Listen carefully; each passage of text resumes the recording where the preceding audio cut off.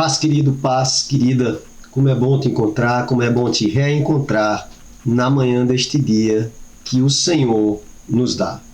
Para mim é motivo de muita alegria ter a sua companhia, querido, querida, saber que você está aí e que juntos somos alvos da misericórdia do Senhor mais uma vez.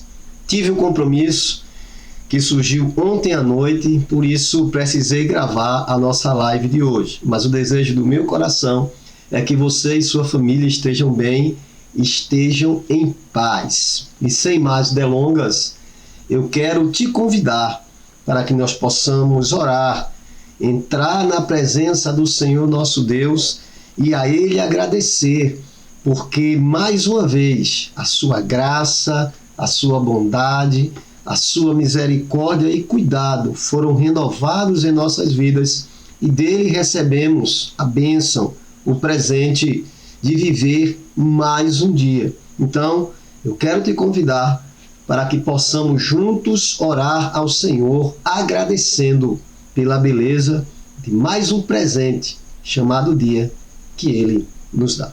Oremos ao Senhor. Santo Deus e Pai eterno, louvado e exaltado seja o teu santo e excelso nome, Senhor, pois toda honra, glória, louvor e adoração pertencem única e exclusivamente a Ti. Por isso, estamos aqui, Senhor, para agradecer-te. Agradecer-te porque na noite que passou, o Senhor nos guardou, nos protegeu, nos livrou do mal e nos presenteia com a manhã de mais um dia. Dia que nós queremos viver segundo a Tua vontade e conforme o Teu querer. Por isso clamamos, acampa os Teus anjos em redor de cada vida que conosco compartilha esta oração e dá-nos entendimento na porção da Tua palavra que leremos na sequência. É o clamor que te fazemos agradecidos, em nome de Jesus. Amém. Querido, querida, nós vamos continuar na nossa reflexões, nossas meditações nas parábolas de Jesus. E eu quero, antes de começar a pedir, lembrar você, já curte lá o vídeo, dá o joinha lá, envia o link para alguém, faz um comentário, porque nós estamos aí na nossa luta para alcançar algumas metas aqui com o canal, tá certo? Mas eu quero te convidar para que nós possamos refletir na palavra. Hoje, vamos começar a refletir no Evangelho de Lucas, no capítulo 13, nos versos 1 até o verso 9. A parábola em questão é a parábola da figueira estéril. Porém, como eu tenho feito nos últimos vídeos, nós vamos tratar o contexto em que a parábola da figueira estéril ela está inserida. Por isso, vamos refletir primeiro nos versos 1 até o verso 5 de Lucas 13 e depois refletiremos na parábola em si. Tanto é que nós vamos chamar o texto que iremos ler de parábola do arrependimento e você vai já entender por quê. Mas antes, leia comigo a palavra do Senhor. Lucas capítulo 13, versos 1 a 3, vamos ler mais o texto até o verso 5 e diz assim: Naquela mesma ocasião estavam ali algumas pessoas que falaram para Jesus a respeito dos galileus, cujo sangue Pilatos havia misturado com os sacrifícios que os mesmos realizavam. Então Jesus lhes disse: Vocês pensam que esses galileus eram mais pecadores do que todos os outros galileus por terem padecido essas coisas? Digo a vocês que não eram. Se, porém, não se arrependerem, todos vocês também perecerão. O verso 4 diz: E aqueles 18 sobre os quais caiu a torre de Siloé e os matou, cuidais que foram mais culpados do que todos os homens que habitam em Jerusalém? Não.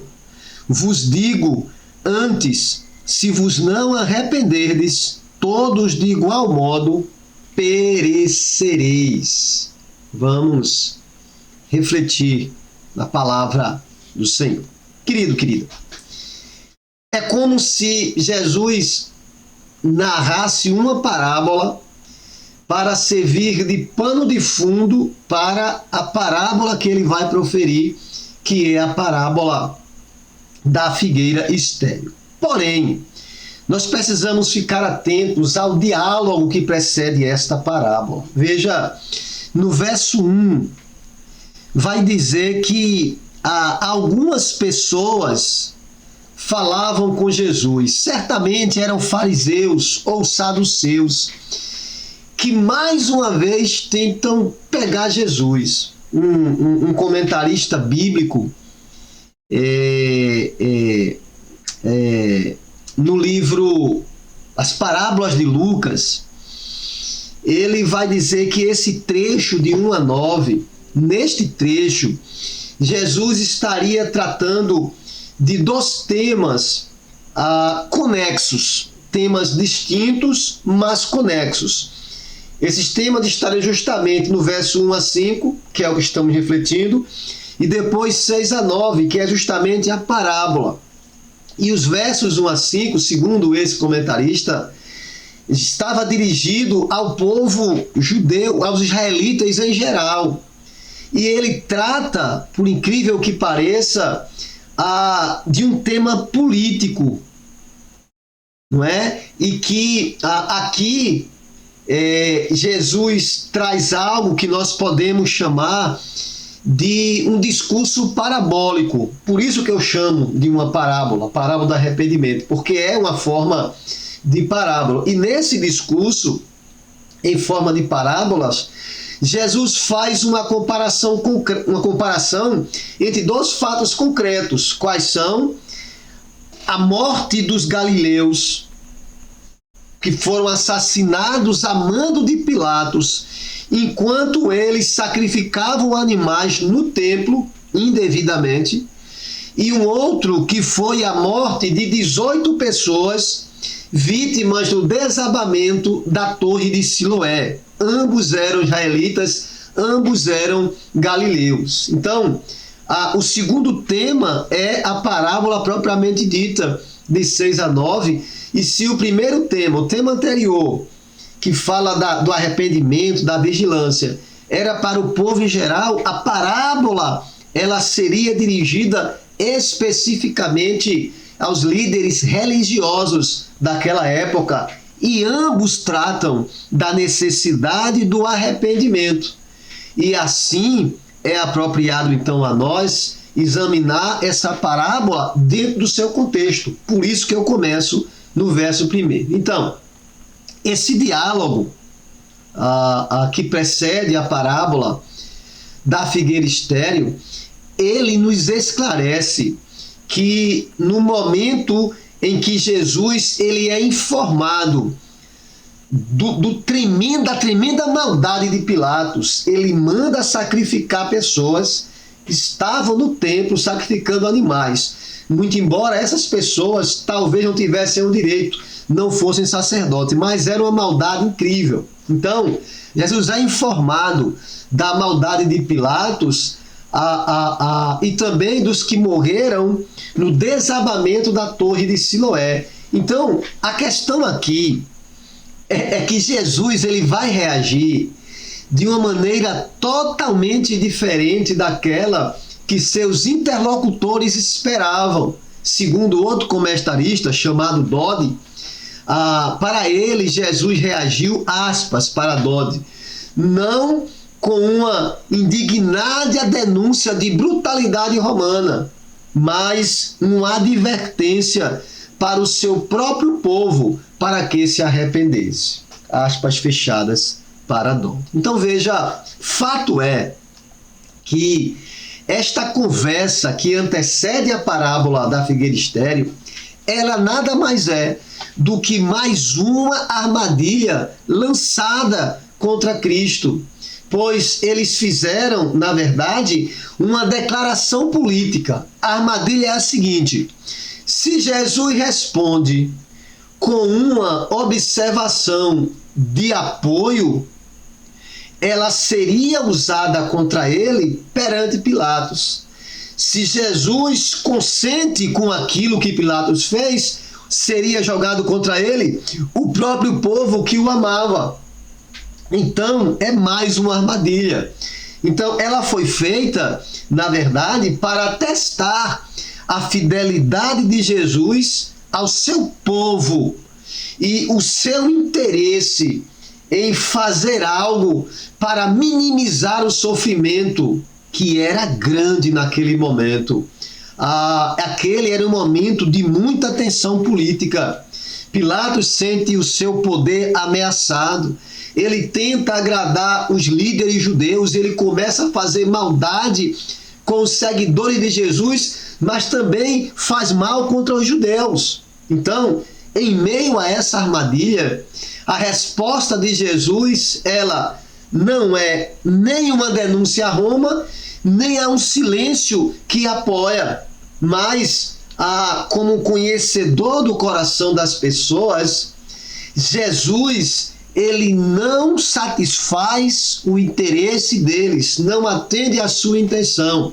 Antes, Jesus os adverte acerca da necessidade da vigilância. É como se Jesus estivesse ali lembrando aquelas pessoas a exortação do profeta Amós, que vivera poucos séculos antes dele. Lá em Amós capítulo 5, verso 13, o profeta vai dizer: numa época de tanta corrupção, quem é prudente prefere ficar calado. Parece que Amós está falando para os dias de hoje, não é? Então Jesus, ele conhecia a intenção do coração, e ele conhece a intenção, e ele sabia quando se lhe estavam armando uma armadilha para pegá-lo em sua palavra. Quando, no início do capítulo, no verso 1, Jesus, mais na frente, ele cita o incidente ocorrido na Torre de Siloé. Ele o faz para alertar quanto ao risco que todas as pessoas estão correndo constantemente, o risco da infidelidade a Deus, pois a morte pode chegar a qualquer momento. Deixa só eu esclarecer aqui essa questão da Torre de Siloé, para você não ficar no vácuo. Havia em Jerusalém uma torre próxima ao templo, e nessa torre ela desabou. Não se sabe a data exata, mas fato é que nos dias de Jesus, essa torre ela desabou, matando consigo 18 pessoas que estavam lá fazendo um sacrifício. Uma torre que provavelmente, olha só, provavelmente fora construído no período de Adonias. Lembra de Adonias? Aquele filho de Davi. Adonias construiu essa torre, construiu um tanque no entorno de uma imagem de uma serpente que ele usava para adorar. Então, esse mesmo Adonias, que tentou usurpar o trono do seu pai, Davi, está lá em 1 Reis capítulo 1. Então, ele fez essa torre e ela durou até aos tempos de Jesus, quando desaba e matando 18 pessoas. Então, essa é a questão da torre. Então, o alerta que Jesus faz sobre o risco que todas as pessoas correm de serem infiéis a Deus e da necessidade do arrependimento, porque ninguém sabe como virá a morte, através de um mal como aquele que Pilatos fez com aquelas pessoas, ou de um acidente como aconteceu com aquela torre. Então, este alerta é válido até aos dias de hoje, porque a tirania dos homens, a maldade das pessoas, as intempéries da vida não vão jamais dar a nenhum cristão um salvo-conduto para a prática do pecado. Antes, o cristão deve buscar em sua vida produzir os frutos que Deus espera em Cristo. Este Deus que deseja o fruto, mas que dá as condições necessárias para que sejam produzidos. Daí a força da parábola que vem em sequência da figueira estéril. Porque, de fato, querido, querida, muitos massacres de cristãos ocorreram na época, no tempo de Cristo e posterior a ele. E se estenderam até o final do segundo século. Então, lá nos versos 4 a 6, quando Jesus diz, aliás, no verso 4, e quanto àqueles 18 sobre os quais desabou a torre de Siloé e os matou, vocês pensam que eles eram mais culpados do que os outros moradores de Jerusalém? Aqui, nesse versículo, Jesus parece repudiar uma crença generalizada em Israel do passado e até nos dias de Jesus, que dizia que todo sofrimento que uma pessoa viesse a experimentar era consequência de um pecado que ela cometeu. Embora aqui, nesse texto, nessa parábola, Jesus não esteja tratando da origem do mal, mas do mal como consequência da vida, todos precisam estar atentos, porque não é porque que a pessoa pecou que ela está sofrendo. Pessoas boas sofrem, pessoas más sofrem. Pessoas fiéis a Deus vão sofrer, os infiéis a Deus sofrerão também. O sol nasce para quem teme a Deus e para quem não teme. Então, tudo acontece com todos. Deus não faz distinção das pessoas. Então, existem duas espécies de males que vão atingir as pessoas: o mal natural e o mal moral. O mal natural, por exemplo, é representado aqui pelo desabamento da torre que matou aquelas pessoas, como os terremotos de hoje, os furacões, as enchentes. Qualquer um pode e será vítima desses males. Mas existe o mal moral, e contra esse o cristão pode e deve proteger-se. O mal moral que vem como fruto do distanciamento da pessoa de Deus e da sua vontade. O mal moral que se manifesta de muitas formas.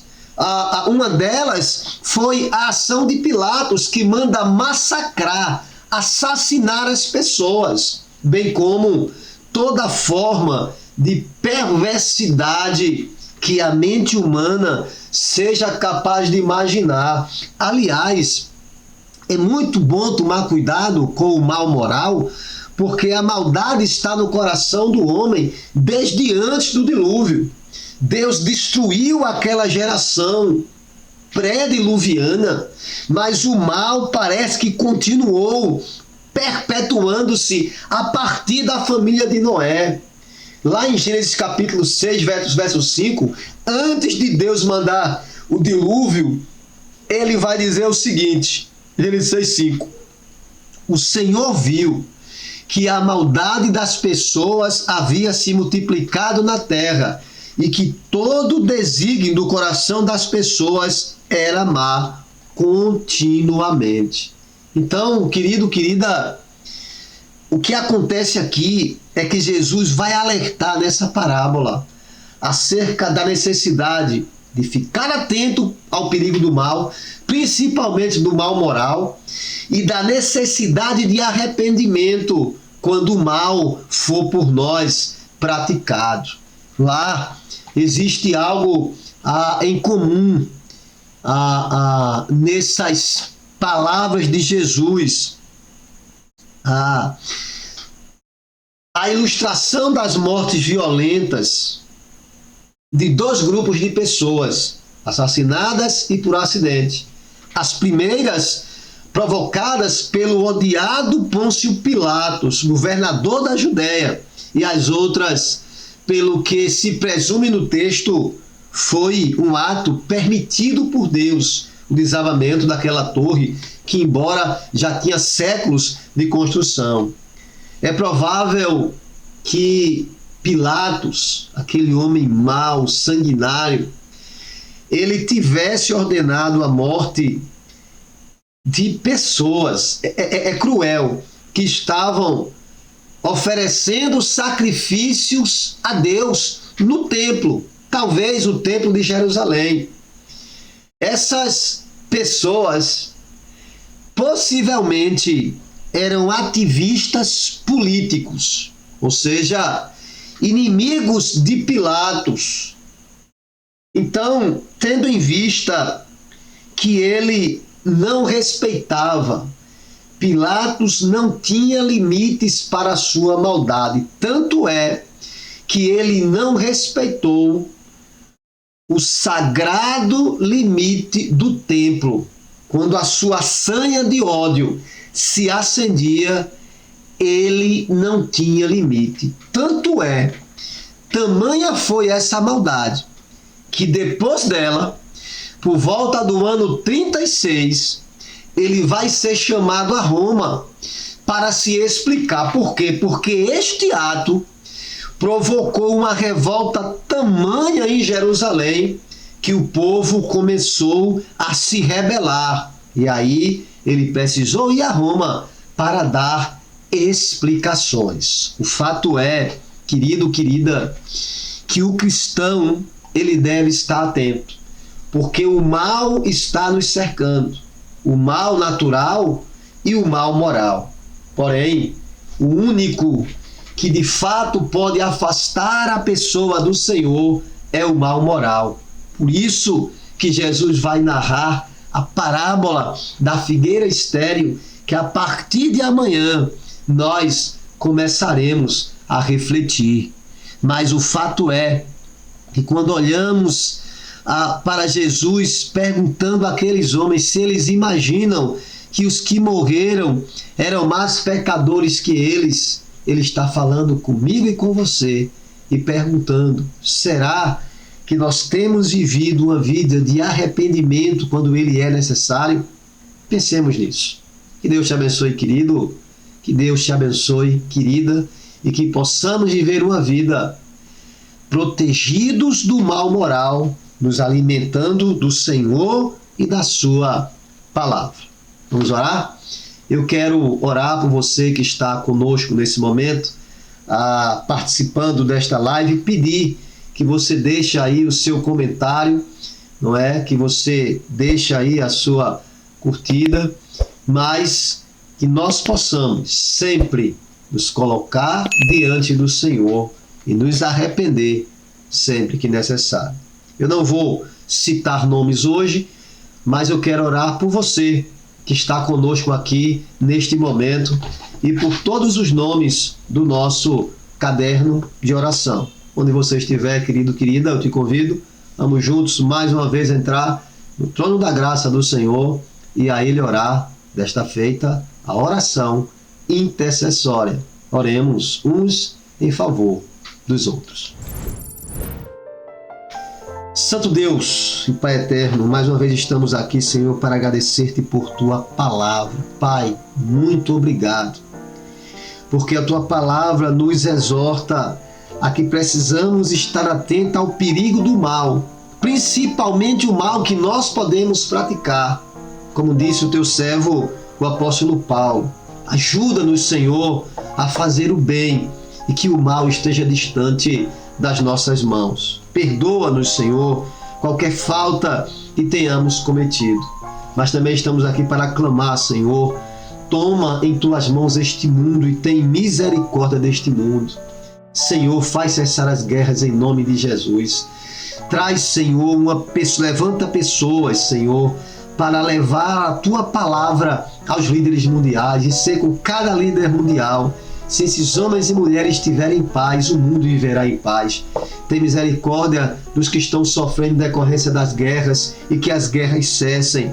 Toma em tuas mãos os missionários e missionárias onde estiverem, no Brasil e no mundo. Abençoa-os, protege-os, livra-os do mal e dá-lhes oportunidade de levar o Evangelho de Cristo, o Príncipe da Paz, aos quatro cantos desse mundo.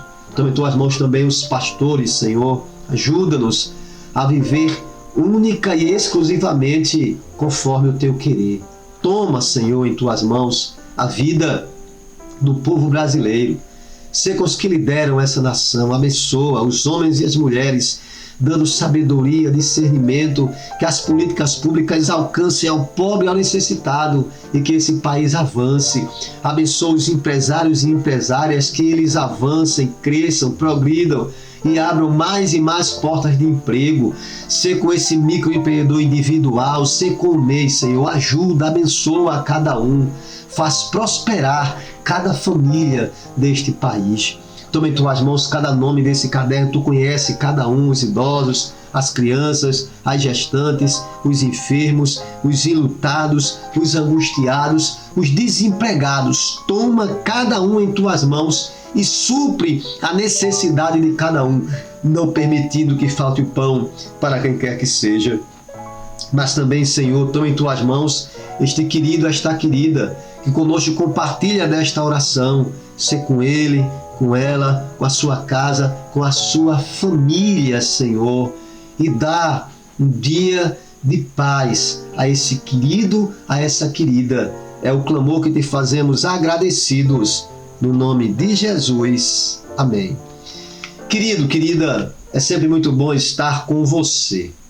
Se o nosso Deus permitir, amanhã, às 6h03 da manhã, estaremos juntos mais uma vez e ao vivo. O nome ao vivo estará aqui em cima mais uma vez, se Deus permitir. Mas até lá, o desejo do meu coração é que você e toda a sua família tenham um dia de paz na presença de Jesus. Um abraço, querido, um abraço, querida, e até amanhã, se o nosso Deus assim nos permitir.